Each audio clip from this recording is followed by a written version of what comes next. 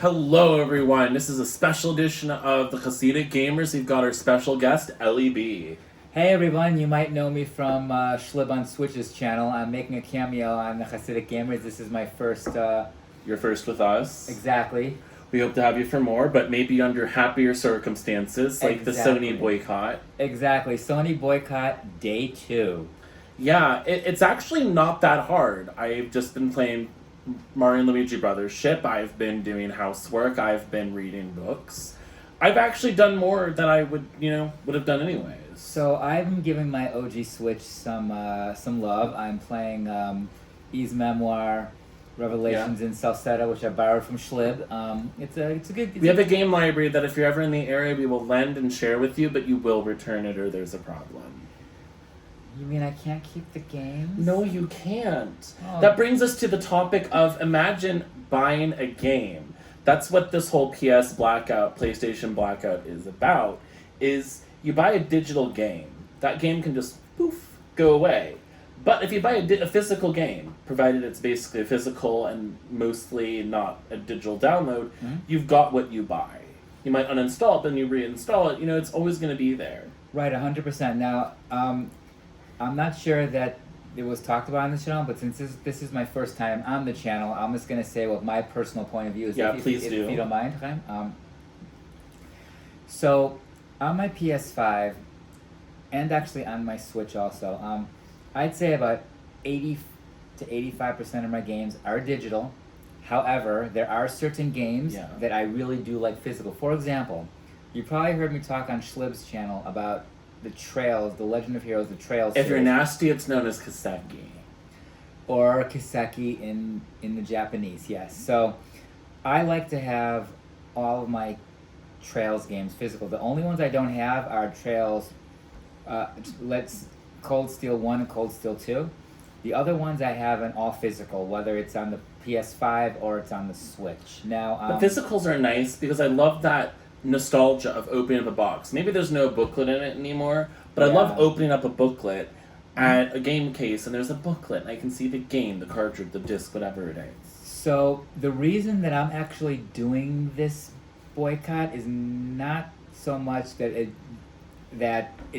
we can hope and pray that it'll change Sony's mind, but the main reason that I'm doing this is because I do like to have some physical ownership of some games, even though I'm not. What about digital ownership? Because that's another part of this question. We should own what we buy. 100% right. So, I'm not the kind of person that goes to the fine print of everything, but from what I understand, should be now.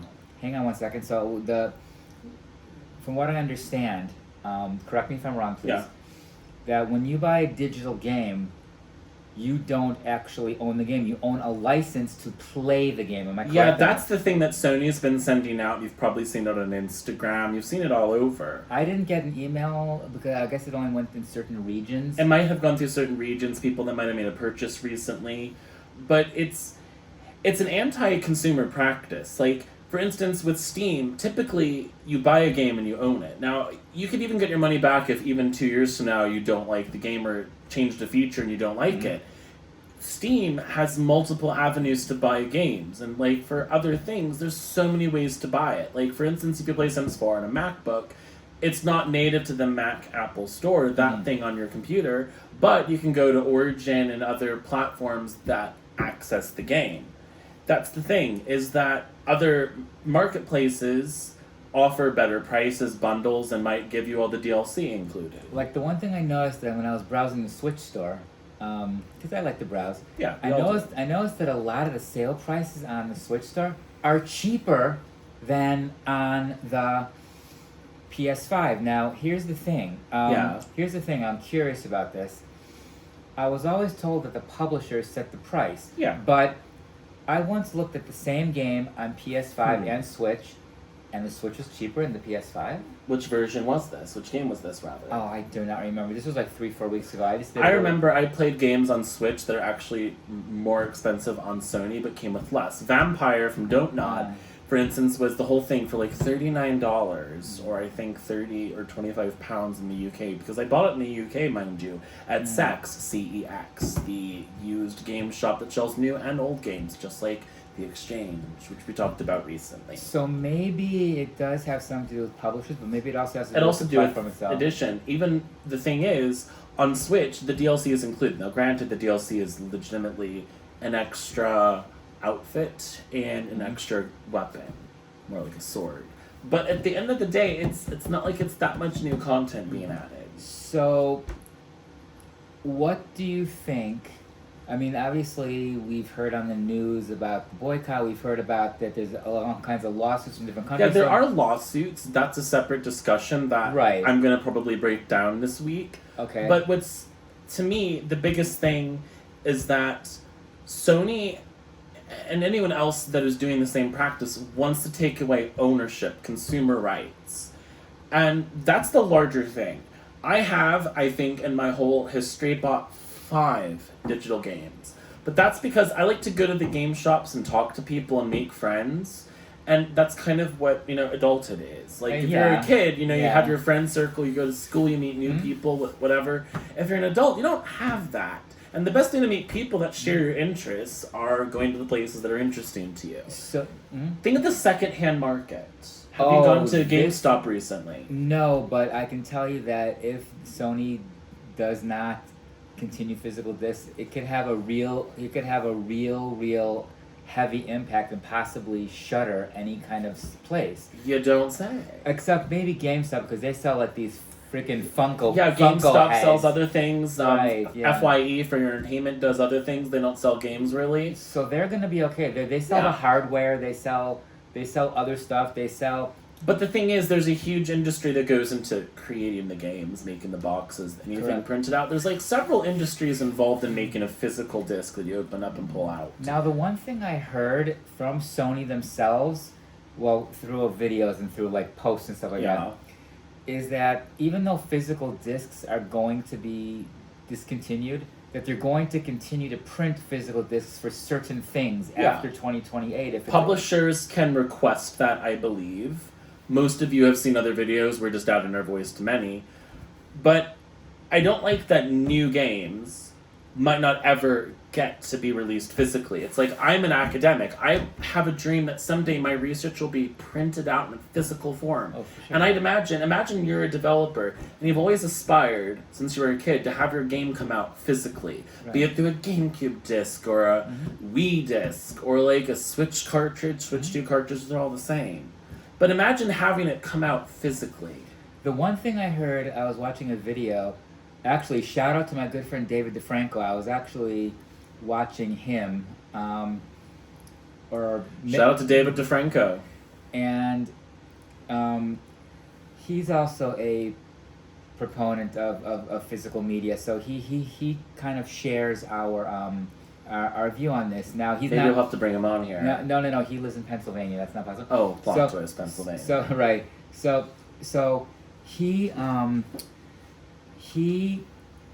sort of shares the same thing. His views are a little bit different than ours, but he also different in what way would you say? I don't remember 100%. I was watching the video in the background, but I was also watching another channel that I can't remember. But they were saying the key, I think they're called key cards. Yeah. Key cards, even though they are digital, you can still loan it and give it to somebody else, which is, I mean, I've heard that, and this is a much later video down the line where we can all actually discuss and raise questions. We'll have a moderated roundtable. Exactly right. So, because I've got questions, you've got questions, right. You've probably got questions. So just to this has been an amazing discussion, but just to round up and end this video so it doesn't get to be like 30 minutes. What do you think should be done in order to, in a very short form, what do you think should be done in order to get our rights to be to own digital? What do you think has to be done? Just like bullet points, 1, 2, 3. If I'm going to give a short answer to that, I think all the lawsuits should win, and Sony should see from that they have to let things stay the way they are. That means I think the ecosystem should stay as it is. where you've got the option for digital, the option for physical. Maybe the proportions change significantly, but thirdly, I think that this is a bad decision and that Sony is at some point going to realize people actually care and our sales are going to hopefully get lost. Final question. Are you going to extend the Blackout more than a week, or are you going to end it after a week? Without question, I do not feel like I want to go back on PlayStation right now. I have an enormous backlog on Switch. As a teacher, I've got school classes starting. I've got a bunch of things. And if I'm going to play games, I don't want to feel like I'm feeding the beast. I don't want to feed that at all. For me, I'm probably gonna end it August 30th. But maybe I'll continue it up until Trails in the Sky second chapter comes out, the remake, which is September 17th. That's what I'm really hoping for, is I would love for Sony to revoke this decision so that I can finish Trails in the Sky first chapter and then play Trails in the Sky second chapter. You're gonna love it. I played the demo. I'm loving what I'm playing of Trails in the Sky first chapter. And by the way, I finished the demo the night before the boycott started. I stayed up late till like 2 in the morning to finish the demo because I knew I wasn't gonna use my PS5. Anyways, we're gonna end this video. We're gonna sign off. Thank you, Eli B. It is really great doing a video with you. We shall do this again sometime. Oh, we will. We'll see you again later this week. Hopefully, we've got good news to share after Shabbos. Absolutely. Bye. Bye. Signing off.